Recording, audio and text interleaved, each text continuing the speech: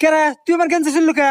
আরে বন্ধু এলা মজা হইলে মি আর কি হইলে কি মজা হলো? দাঁড়া, তোর মজা আমি দেখাইতেছি। रुको जरा।